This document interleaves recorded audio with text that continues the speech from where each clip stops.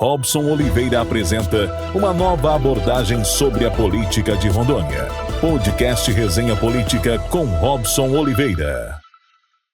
Olá, meus amigos. Você que nos acompanha em todas as nossas plataformas digitais, continue lá compartilhando com seus amigos também, se inscrevendo no nosso canal no YouTube, Resenha Política.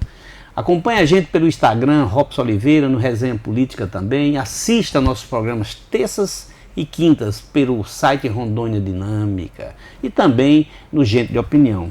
Sábado e domingo nossos programas são reprisados pela TV Rema às 23 horas. Hoje, no estúdio da SES Brasil, nós temos o prazer de receber aqui um médico clínico geral, Dr. Nestor Ângelo. Dr. Nestor Ângelo também é um especialista em psicopatologia, né, que são estudos dos fenômenos emocionais, os problemas mentais. Seja bem-vindo ao nosso estúdio da SES Brasil, doutor Nestor. Como é que está? O senhor também é especialista do pessoal que tem problemas químicos, dependência química, não é isso? Bom dia a todos, bom dia Robson, bom dia equipe. Eu acompanho a saúde mental há 14 anos, tenho 30 anos de formado, né? E eu acrescentei muito conhecimento na área de doenças mentais e psicopatologia, principalmente transtornos ligados à dependência química. E atuo também na psiquiatria geral, né? O Rondônia, quer queira, quer não, é um estado que tem uma fronteira imensa com países aqui, principalmente a Bolívia, mas os países aqui andinos, eles têm, né, são produtores de cocaína, disso. O reflexo, fora a questão não tem nada a ver com as questões policiais, mas os reflexos dele na juventude, ou nas pessoas aqui, do vício com a cocaína, é muito alta. Sem sombra de dúvida, pelo fato de não haver um controle rigoroso nas fronteiras e os países produtores de cocaína serem próximos à região amazônica. Aqui é corredor, né? Do tráfico de drogas. Isso aumenta muito a incidência e a prevalência do uso, né? Nós pegamos muitos atendimentos de jovens, e inclusive jovens, homens, mulheres, né? E todas as idades que cronificam a doença, né? Uma doença que cronifica levando à depressão, apesar de ser um estimulante, ela com o tempo ela leva à depressão, as drogas elas levam à depressão, independente das características dela. Doutor Nestor, continuando nessa toada aí, a incidência do jovem aqui, principalmente na capital, mas em Rondônia como um todo, o senhor tem essas estatísticas, entre 15, 20, são jovens de maior idade, menor idade, o senhor tem essas estatísticas aqui, como é que está essa epidemia do uso das drogas? Essa epidemia ela é difícil você afirmar, em torno de 10 a 12%, mas é porque se mistura muito com o crack, né? Quando a gente fala derivados da cocaína, né? Muitos que usam crack usam cocaína, e com o tempo a cocaína, como ela é mais onerosa, mais cara, né? Eles passam a usar apenas o crack. E o crack ele debilita muito mais, né? O crack em Porto Velho, a incidência é grande? A incidência é grande. De viciados? E proporcional ao número de dependentes químicos, ela é alta. É muito alta mesmo, assim? Você vê, a gente começa a notar muitas pessoas de rua, muito viciados já caminhando, feitos zumbis. Há um tratamento, há um acolhimento do poder público para essas pessoas, o senhor sabe me dizer? O senhor é médico também do Estado, né? O senhor também tem relações profissionais com o poder público, não tem? Sim, quando eu trabalhei no CEPOAD, né, que era o Centro de Acolhimento e Internação de Dependentes do Crack, né, agora já não existe mais, né, eu estou agora na Policlínica Oswaldo Cruz, muitos procuravam esse centro, né, então o número de adesão ao tratamento era razoável, era muito boa, né, as comunidades terapêuticas também acolhem bastante o dependente químico. O dependente químico que tem comorbidade que é o grande problema, né? Ou seja, se ele tiver alguma lesão neurológica, complicação, ele já está fora do padrão das comunidades terapêuticas, né? Essas terapias aqui em Rondônia, eu vou pegar mais a capital, que é onde tem uma incidência maior, me parece, elas têm sido exitosas, pessoas têm deixado o vício em razão desses tratamentos? Nós não temos uma estatística de acompanhamento, né? Não temos um acompanhamento, né? De quantos que remitiram da doença, de quantos que conseguiram largar da droga, né? No caso. Mas nós temos o CAPS AD, né? O CAPS álcool e droga, né? Na Guaporé, fazendo um trabalho muito bom, né? É um trabalho bom lá, consistente? Trabalho muito bom, muito bom. Me preocupou, eu entrevistando um secretário de Segurança Pública, e ele me deu um dado que é estarrecedor, que a população carcerária aqui do estado, a maior parte dela, mais de 60%, são oriundas de reflexo, ou ligação direta, ou de reflexo com a droga, com o tráfico de droga. Isso é um negócio assim absurdo, né? São pessoas que trabalham para o tráfico. Vocês têm alguns tratamentos, algumas terapias para essas pessoas que estão lá presas, que foram capturadas pelo tráfico? Quando a prisão é caracterizada por uma pessoa que tem histórico de uso de substâncias, né? No caso cocaína, por exemplo. É dependente químico. Um dependente químico, né? Geralmente ele tem um delito, né? Ele cometeu um delito. Mas é plausível desse paciente preso, né? No caso, ele pode ser, dependendo da concepção do juiz, né? Ele pode ser convertido em uma pena alternativa, né? Uma coisa é o dependente, né? Outra coisa é o traficante, são coisas distintas, né? O traficante, o Código de Processo Penal lá e as leis extravagantes, elas tipificam.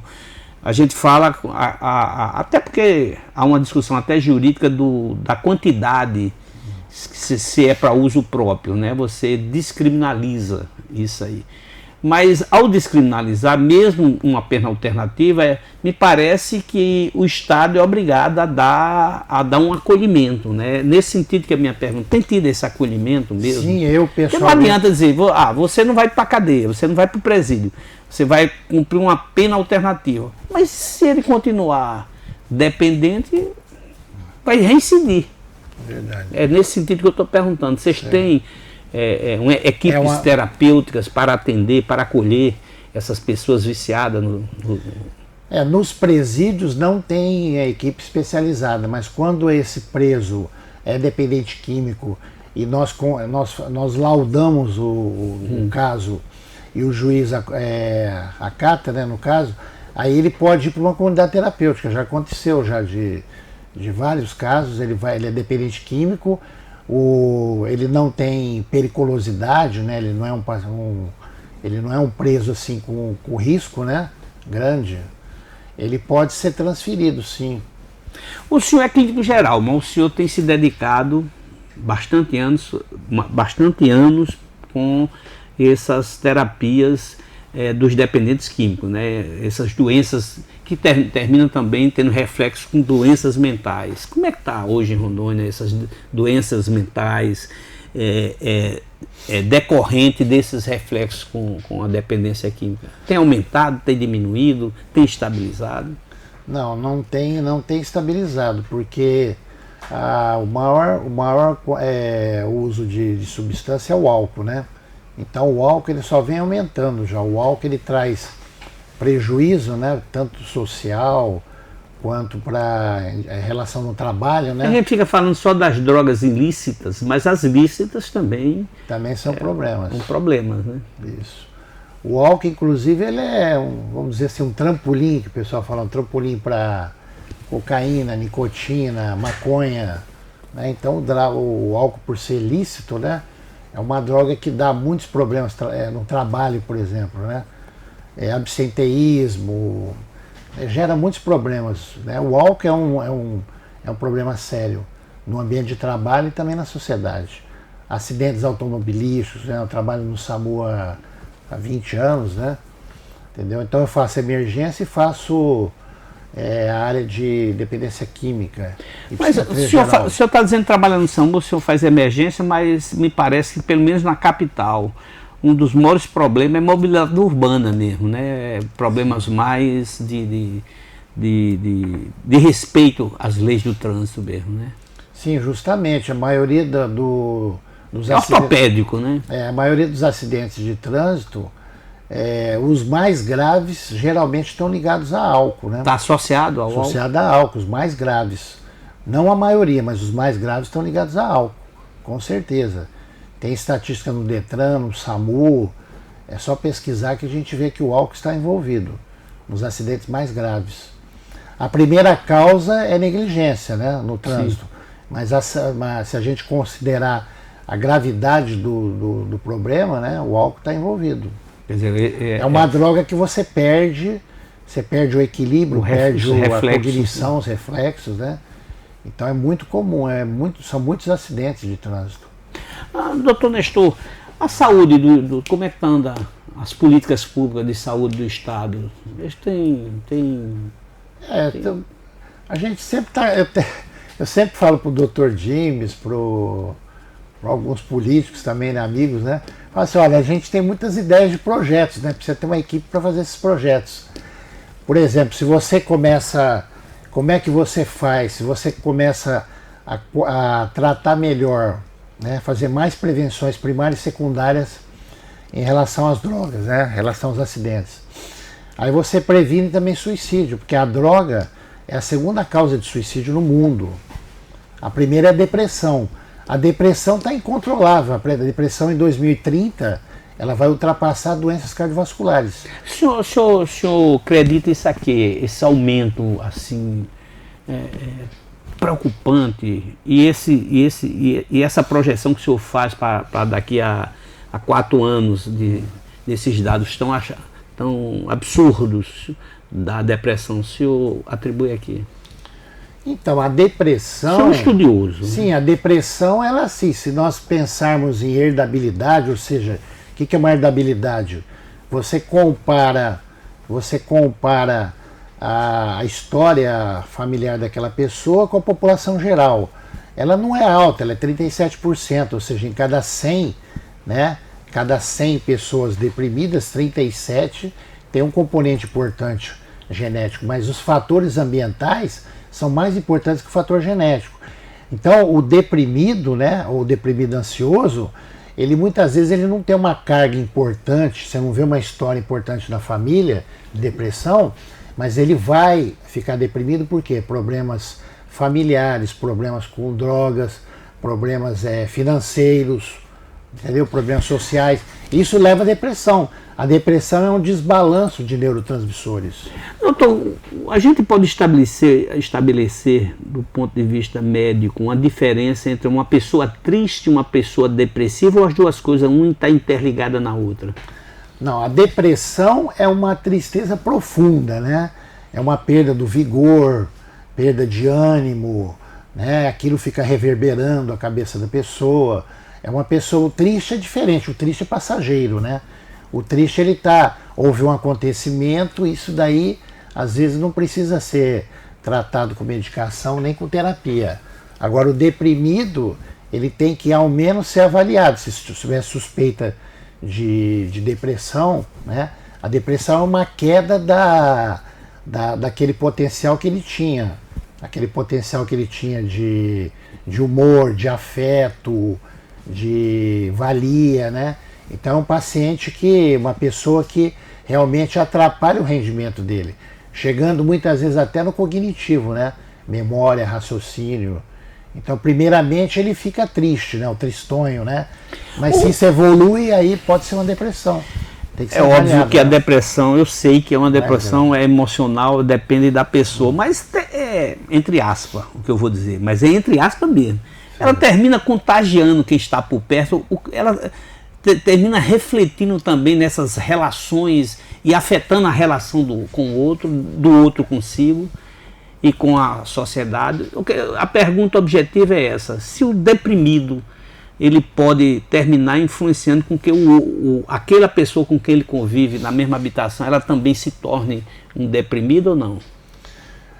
A pergunta é interessante, mas nem sempre. É provocativa. Mas nem sempre.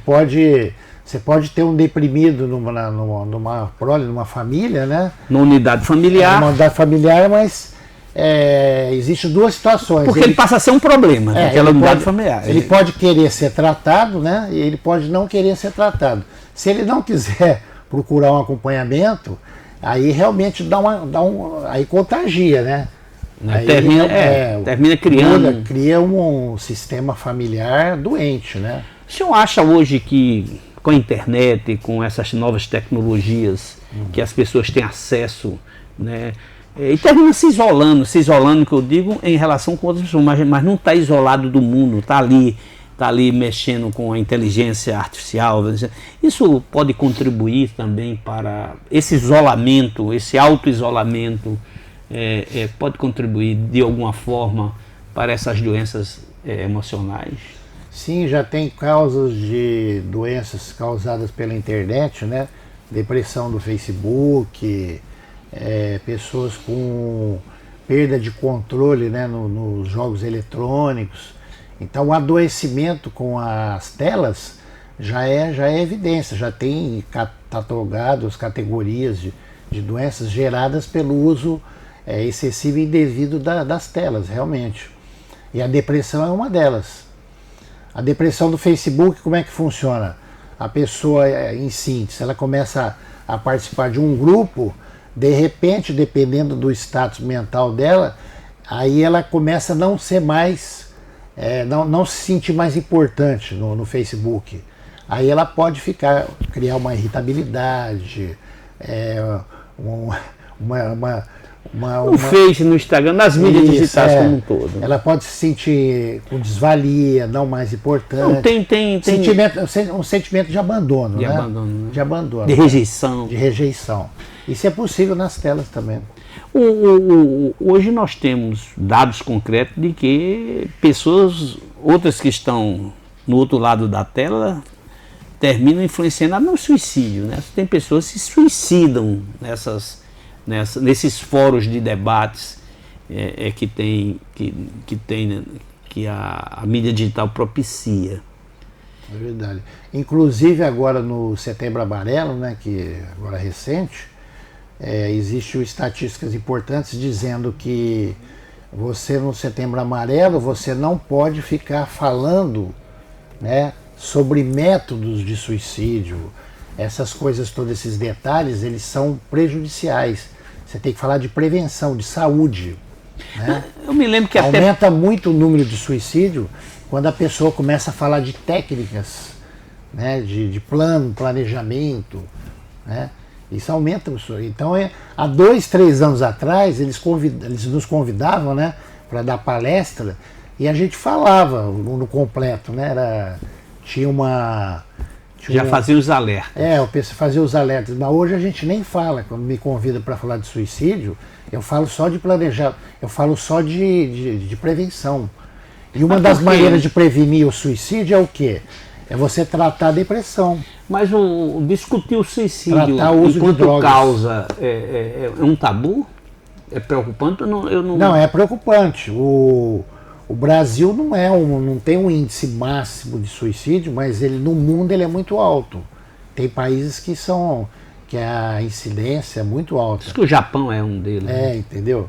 E depende muito do poder econômico do país, tal, entendeu? De outras variáveis. Existem muitas variáveis, é bem complexo.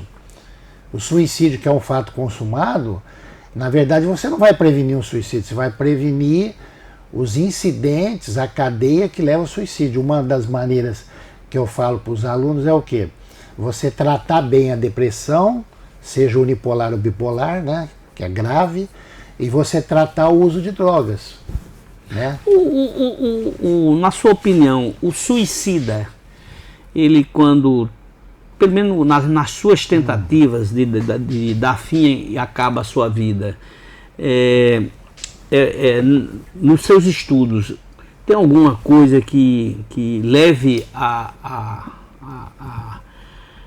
crer que ele está fazendo aquilo como se fosse uma libertação da dor que sente? Na sua opinião, tem alguma coisa disso? Na verdade é isso mesmo, ele quer libertar uma dor que ele não consegue... Insuportável. É insuportável, que ele não quer sanar mais, né? Entendeu?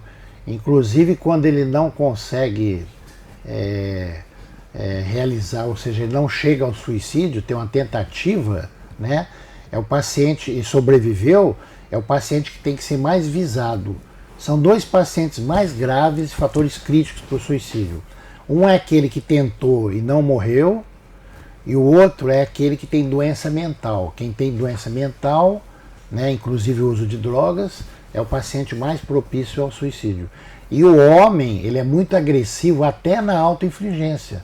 O homem, às vezes, ele não passa por todas as cadeias, né, que é ideações, planejamento, tentativa. A mulher, geralmente, ela passa por tudo isso. Por que isso? É a característica do homem. O homem ele tem um funcionamento cerebral, lobo frontal e temporal bem agressivo, bem diferente da mulher. É primitivo. A neurobiologia do homem é muito agressiva. Independente do padrão dele de personalidade, se você comparar homem e mulher com ideações suicidas, o homem ele caminha muito mais rápido. É lógico que o suicídio, você tratando as causas que levam ao suicídio, por exemplo, o cara está deprimido e desempregado. Arrumou um emprego para ele e você reduz em 70%. Isso é interessante.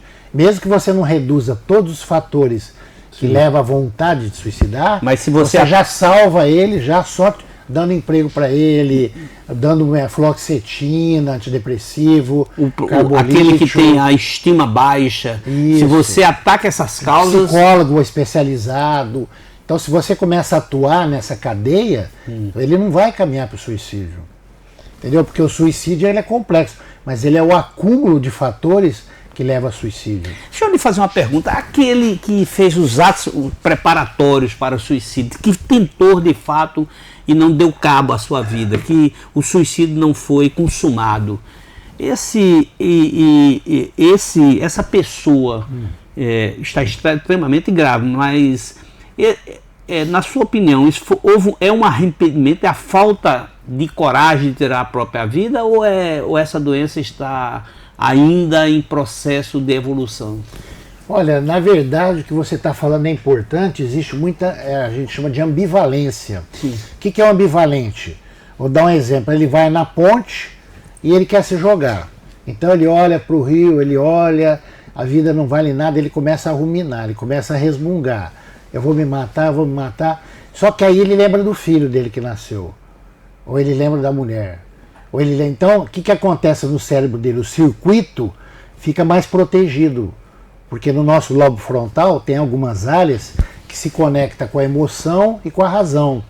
Então, na ambivalência, muitas vezes ele pode ser salvo. E esses daí, muitos, é a hora que chega um bombeiro, um médico, alguém da Defesa Civil e conseguem conversar com ele e fazer uma manobra de ajuda. Agora, quando ele não está na ambivalência, ele está determinado e ele vai. Por quê? Porque algumas áreas nobres do lobo frontal não conseguem predominar. Porque, quer queira, quer não, eu já vi, né, quem não é preparado para cuidar e para enfrentar esse tipo de situação, eu já vi e já li em algumas reportagens, essa pessoa que chega na frente, na ponte, tenta se matar, ou seja por essas causas, esses fatores que o senhor elenca aqui, por medo próprio, o homem comum tem um costume de dizer assim, ele quis aparecer, mas não é isso, né? Ele ali, você tem uma pessoa que ele está pedindo ajuda, está doente e pode dar cabo à vida, né? A gente não pode tratá-lo como se fosse um exibicionista, não.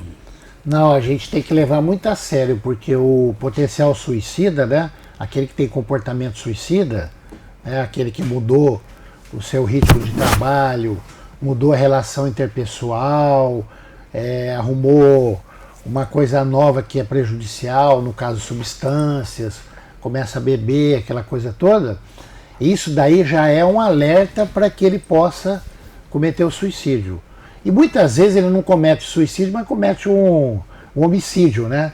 Sim. É que nem eu falei, é uma coisa, a agressividade cerebral, né? A nossa neurobiologia que nos comanda, né? E se ela não estiver em equilíbrio, porque são várias ações funcionando, mas tem predominância de um circuito ou outro. Tem um circuito protetor e um circuito límbico, que é aquele que é emocional, que ele fala faz. Doutor Nestor, para aquelas pessoas que acham, do ponto de vista filosófico e do ponto de vista também patológico, para aquelas pessoas que acham que o suicídio é um ato de coragem, embora outros acham que é um ato de covardia, na sua opinião, o senhor diria a essa dualidade entre o suicídio um ato de coragem, o mais alto de coragem de você tirar a própria vida, ou um ato de covardia que não aguenta ficar com a sua vida? Eu acho mais, nenhum dos dois, eu acho mais que é um sofrimento muito grande. Eu acho que é um ato de sofrimento, porque é um sofrimento que muitas vezes a gente não percebe, é que eu estava falando. Quando a gente percebe, a pessoa tomou um monte de comprimido e estava muito tristonho, deprimido, né? Então o que acontece? A outra, se ela não for abordada, não for encaminhada para o tratamento, ela pode usar um outro método depois. Ao invés de tomar uma miscelânea de antipertensivos e tal, ela pode pegar 50 comprimidos de Rivotril, aí a coisa muda. Quer dizer, ele faz aquelas primeiras... Ou com bebida, né? Entendeu? Pode broncoaspirar.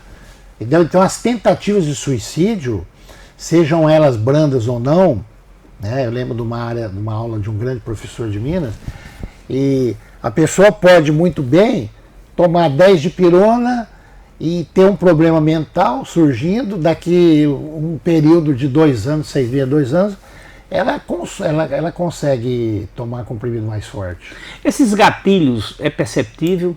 Você começa mais brando e vai... Mas é perceptível ao núcleo familiar? O núcleo familiar e também no trabalho, por exemplo. O que acontece? Uma pessoa que muda o comportamento, a palavra comportamento pessoal e social. A pessoa começa a não ficar mais em casa, começa a comer fora, começa a chegar tarde, começa a faltar no serviço, faltar nas escolas. Aí você fala, poxa, eu não posso pensar em suicídio, mas alguma coisa, ele pode ter alguma coisa ali. O comportamento não é mais normal. Não é normal, então ele pode muitas vezes ter já um indício de que, somado a outro, né, ele pode levar a auto-infringência grave, né? Um dia eu me deparei conversando com um colega seu médico, e ele, aí eu não posso revelar o nome, porque ele me disse de forma informal, ele me disse que há um grande índice de trabalhadores dessa área que termina também se mutilando do ponto de vista da dependência química. Tem na profissão muitos isso, de tanto trabalhar com essas dificuldades, com essas contradições sociais e pessoais e emocionais. Termina afetando? Tem áreas da medicina que são mais frequentes, né? A automutilação, a autointoxicação. A psiquiatria é uma delas, né? A unidade de terapia intensiva e os anestesistas, né? São 3 áreas importantes. Por quê? Porque o estresse profissional é muito grande, né? Entendeu? Então ele tem que melhorar a qualidade de vida, né? Se o médico não melhorar a qualidade de vida, ele cai também num acúmulo, né? Podendo chegar ao burnout, né? O esgotamento profissional, né? Ele pode ter um TEPT profissional, alguma coisa assim do tipo. O senhor tocou aí num fator que tem estatisticamente aumentado em jovens, pessoas muito jovens, que é a automutilação. Sim. O senhor acredita isso aqui hoje, esse aumento? Já existia esse grande número ou ele vem crescendo em decorrência de todos esses fatores, seja ele eles digitais, seja essas novas revoluções tecnológicas? O senhor acredita que... A automutilação, a gente tem que ver duas coisas importantes. Quais são? Quando é pela internet, aí ela é induzida, né? Porque não tem só a história da baleia azul, tem também alguns outros joguinhos também que podem incitar a pessoa a se machucar, né? Tem ali um negócio muito sutil que termina levando a pessoa a cometer. Inclusive jovens, adolescentes, né? É nesse sentido. Eu peguei um caso de 2 irmãs de 13 anos que elas se mutilavam porque elas tinham que responder questões, né? E era um urso branco. Isso ela na internet. E quando elas erravam mais que 50%, o urso branco ficava vermelho. Vermelho quer dizer que é sangue. Então elas se mutilavam. É um absurdo. 13 anos de idade. Então esse é um fator. A internet mal utilizada, levando a esse padrão de automutilação. Agora, tem também o outro lado que é muito comum, investigar as doenças mentais, né? Os transtornos mentais. Transtorno de personalidade borderline, que é muito comum. Né? Que é uma borderline passou... É uma instabilidade emocional muito grande, né? Eu sei, mas virou... O borderline, como é hoje, ele começou a ser diagnosticado, não é muito... recente, né? Porque já existia. Sempre existiu. Mas o número de pessoas acometidas com borderline, hoje que é grande. Eu tenho visto. Inclusive tem... Diagnóstico. Inclusive 20% dos borderlines são bipolares também. Isso é muito sério. Não sabia. 20% são bipolares. Então o tratamento é diferente. Borderline você trata com terapia comportamental e bipolaridade com medicação, atividade física, tudo para melhorar a qualidade de vida. Na psiquiatria, se você não melhorar a qualidade de vida, não adianta. Esse que é a meta nossa, né? Falar para a pessoa para ela mudar o padrão de vida dela. O objetivo é você dar o medicamento para ele, né? Fazer um acompanhamento. E muitas vezes você não tem medicamento tão específicos. Para álcool você tem alguma coisa, mas para cocaína você não tem tão específico. Para maconha também não é tão específico. A gente trata, né? Mas a gente pede também auxílio de uma equipe não farmacológica, vamos assim dizer. Multidisciplinar, porque a barra é pesada. É muito difícil. Não basta dar o remédio, você tem que dar uma função a essa pessoa. Para a doença remitir, ou seja, ela estacionar, né, com melhora e tal, precisa de tudo isso daí. Os livros citam muito separadamente, tem isso, tem aquilo, mas hoje a maioria da literatura médica fala a melhor coisa é você associar as terapias. Se você não associa... Inclusive a terapia familiar é muito interessante, né? Tratar o familiar. Familiar é um dos que cria um estigma muito grande. O dependente químico, por exemplo, ele é muito estigmatizado. Sim. E enquanto ele está na brincadeira, tranquilo. Agora, quando ele começar a se sentir inferiorizado, a autodeterminação dele diminui, desvalia, ele assume a autoestima dele já evoluída, aí é muito ruim trazer ele de volta. Quando passa a ser sintomas violentos. Vou dar um exemplo, seu maconheiro, seu bebum, tal, aí ele só na dele. Não me enche o saco, tal. Agora, enquanto ele está desenvolvendo a doença, ele começa a piorar a condição dele de personalidade, né, de ser social, ele começa a se isolar do mundo, né? Então a droga para ele, a doença, é uma coisa que está acima de tudo, né? Esses gatilhos, quando eles são acionados, quando você tem um núcleo familiar mais atento, é possível você evitar que esse doente, esse dependente químico, dependente, seja de droga legal, de drogas ilegais, você antecipe essa remissão, né?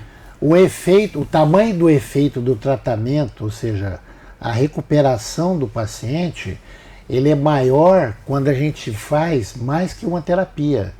Por exemplo, eu estava te falando dos projetos, né? Eu tenho muitos projetos no pré-projeto meu. Falei para o Dr. Dimes, para os meus amigos, né, Dr. Viriato. Mas assim, tem que ter uma equipe interessada em fazer. Por exemplo, nós não temos ambulatório em Rondônia, em muitos estados, não temos ambulatório de familiar. Não temos. Inclusive, eu estou falando de psiquiatria, mas não tem também para diabetes, não tem para hipertensão, porque são pessoas difíceis. Mas essas famílias, elas se dispõem também? Não, mas nunca foi tentado. Nunca foi tentado, né? Para criar uma política pública, você vai precisar de dinheiro, vai precisar de a parte jurídica, né? Orçamento. Orçamento. Você precisa da política. E o orçamento é o que pega às vezes, né? Então, eu ainda tô começando a fortalecer essas ideias, né? Está esboçando. Tô começando ainda para colocar num projeto para a gente apresentar. Doutor Nestor, nosso tempo já foi embora, Tá certo. Mas eu agradeço muito sua presença. Quando esses projetos estiverem sedimentados, estiverem concretizados e o senhor tiver já eles prontos para atender essa população que até 2030, o senhor mesmo diz, deve ser uma explosão de problemas emocionais, volta aqui para nos contar, para dizer como é que está. Muito obrigado, querido. Ok, obrigado, hein? E você continue conosco, continue lá compartilhando nas nossas mídias digitais, seja no Resenha Política, no nosso canal do YouTube, através do site Rondônia Dinâmica, Gente de Opinião, e na TV Rema, todo sábado e domingo na TV Rema. Continue conosco, coloque lá as nossas entrevistas por todos os seus amigos do WhatsApp. Eu peço aos queridos colegas jornalistas que utilizarem nossas imagens, estão liberadas todas as imagens de todas as entrevistas, mas os que fizerem matéria utilizando nossas imagens, dê os créditos de Resenha Política, do nosso podcast. Muito obrigado, doutor, e até a próxima.